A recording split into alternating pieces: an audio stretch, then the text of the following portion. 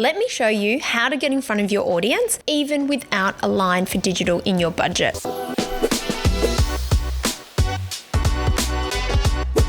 I've noticed that we have a lag in our industry, and it is because anything that was shot last year or was greenlit and had their budgets locked last year don't have a line for digital strategy or digital content. And so by the time we start to see the change in production budgets, it's almost too late. So today I'm going to walk you through how you can get in front of your audience using the content that you have. Before we begin, it's really important to understand social channels and different platforms. When I was at Screen Forever earlier in the month, I was having a conversation about an Australian film that launched earlier this year, and they were on TikTok. This person informed me that they had a digital strategy. Stop right there. Being on socials is not enough. You have to have a strategy, particularly on TikTok. You have to understand the different conventions for the platforms. Now, let me ask you this. Would you have a scene in your film with no sound, no music, no dialogue, no sound effects? You wouldn't do it.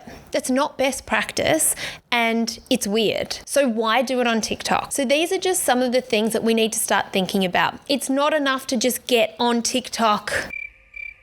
But guys, I'm here. You have to play the game. Let me show you how. So let's start with film. If you're launching a film and you don't have any bespoke digital content because you didn't shoot anything in production, there are a lot of ways that you can still utilize the content that you have. Number one is you really need to think about the platforms that your audience use. I would say TikTok and YouTube is great for discoverability. And also if your audience use Meta, such as Facebook and Instagram, that is a really great place to start. But the question is, what do you post? And you've heard me speak a lot about the problem with just having one trailer. And in an algorithmic society in which we're working in, it just doesn't cut through enough. So here's a hot tip on how to get your trailer to cut through.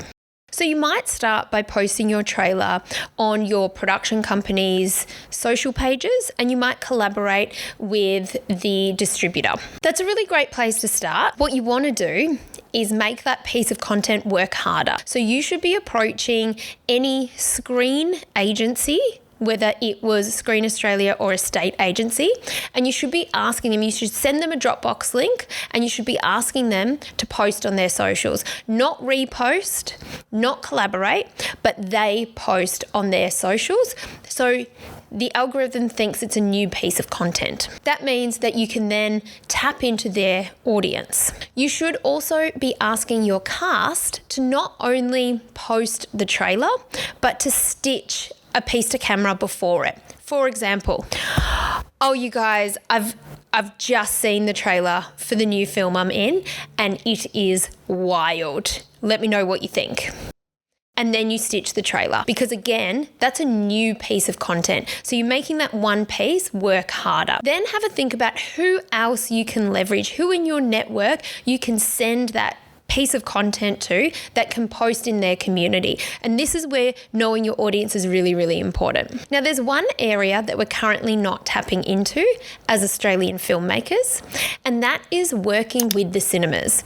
So the cinemas have social media accounts, they have social media pages, and they're struggling to fill their feeds with content. And so you should be providing content to the cinemas to post on their channels. Hoyts, Village, Palace, readings, you name it. I've been keeping a close eye on their social strategy. It's pretty good, but you can tell that they're doing a lot of skits and they're trying really hard to generate enough content. So you really should be providing them with really fun, interesting, buzzworthy, entertaining content that they can post. Why is that important? Because we know that the people that follow them are film goers. And you know what? Go one step further and do a sketch with them. You know, imagine seeing the star of a film serving popcorn behind the counter at Hoyts and getting the audience's reaction. That is stop the scroll, noteworthy. I think that's really, really clever. More of that.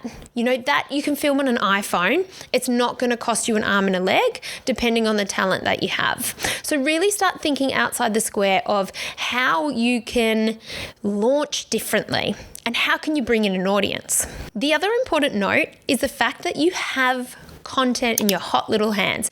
If you've produced a film, you've got an hour and a half, 2 hours, maybe even 3 hours of footage. You can trim that up to make, I would argue you could make almost 3 months worth of content in memes, in POV videos, in trends. Think about shareable content. What can you clip up that your audience are going to share to their friends and family and their community? Make your content work harder for you. You could get an editor in for a day and clip up 90, 15-second or 30-second clips that you can file away and have it ready to go on socials. You could share some of that with the cinemas because we know that they need content. You could put it on your own social media pages as a production company, or what the rest of the world's doing, and they're creating bespoke TikTok and Instagram pages for that film. So really leverage the content that you have. And remember, you're a filmmaker, so you specialize in telling stories. That's what social media is. Social media is storytelling.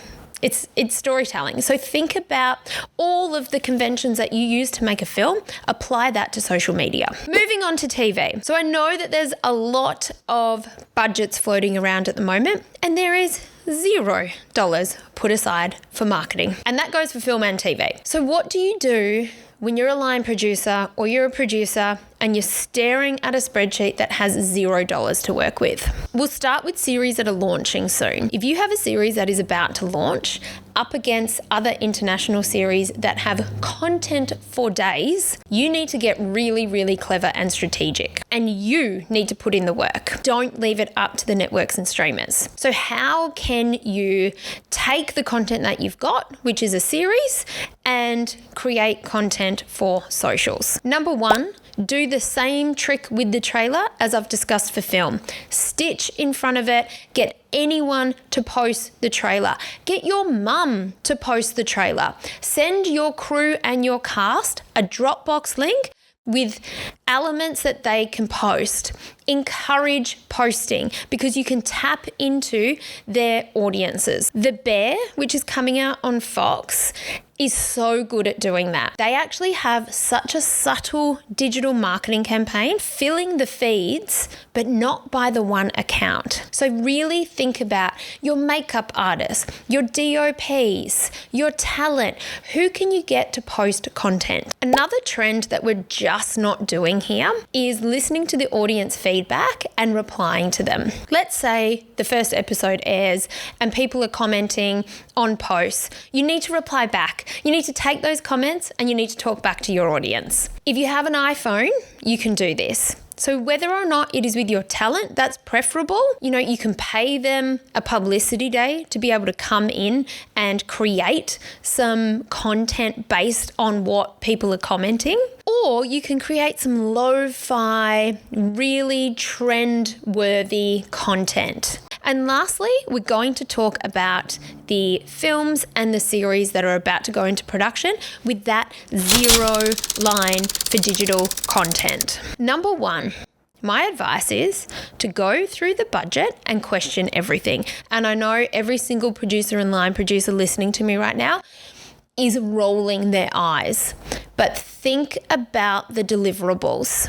Really think about what you need and why. Do you need 500 stills? Do you need 10K worth of still imagery? Ask yourself, what are we going to do with those stills? To that point, candid photos perform really well on carousels on Instagram and TikTok. So you should be encouraging your cast and your crew to take as many beautiful candid images on their iPhone as they can and upload it to a Dropbox that you can then use for launch. The White Lotus did this so beautifully. They had such a good blend of candid photos that really made people feel like they were part of the cast and crew and they got to know their talent. I think it's really, really important to look who's on our team. And I've told this story before, but I'm going to tell it again. When I was a production assistant, a producer's assistant, I was afforded the opportunity to create behind the scenes content, to produce end-to-end content. Back then it was for the website because we couldn't post video on socials. I loved it. It was like a dream come true for me. Shout out to Paul Maloney, who was my mentor and just said, take this and run with it. I craved that opportunity and it gave me a chance to get out of the legals and the contracts and the schedules and actually do something creative. So the first question is, who on your team is actually really clever and really creative and can pick up an iPhone and shoot content? The second question you need to ask yourself is, do you have any money to put towards a strategy? So I have a strategy that you can buy for $500. If you're producing a film for $6 million and you can't find $500 to get yourself a digital strategy, I truly question what the hell you're doing. The way to empower the people who are going to shoot your content is by giving them a strategy. So they know from the get-go what content they're trying to capture and why. This is just a really good framework to be able to make sure that the content you're capturing is useful. And it means that you as a producer can take a step back and you know that whoever is managing your content is getting what they need to get. So until we can close the gap on this middle area where we know we need content and we know we need to have a pathway to audience, but we just don't have the money to get there, these steps can really, truly move the dial. We have to stop saying one day, the next project, yeah, I know, but we've got no money. No, the time is now, because if we don't start now, we absolutely can't survive. And so it's really important that you do as much as you possibly can to start getting in front of your audience. And I've said it 1,000 times, but I will say it again. Fill the feeds of Australians. I personally am so sick of seeing American films and TV series fill my TikTok feed. There's no good Australian content. There is no good Australian social media content directing people to watch Australian series or films. Like, it's so bad. The content is so bad. There's no sound. The aspect ratio is wrong. The quality is terrible. It's not interesting. It's boring. You've got people reading of scripts. Enough. We are such clever creatives. If we took our creativity and our skill base in making television and film, and we even just put 30% of that into our socials, we could rock. So let's just think about that. How can we take our skill base and apply it to drawing in an audience? I know we can do it. So again, head over to my website where I have a couple of downloadables that can really move the dial and be a game changer here. And I can't wait to see more great, juicy, buzzworthy content filling my TikTok feed.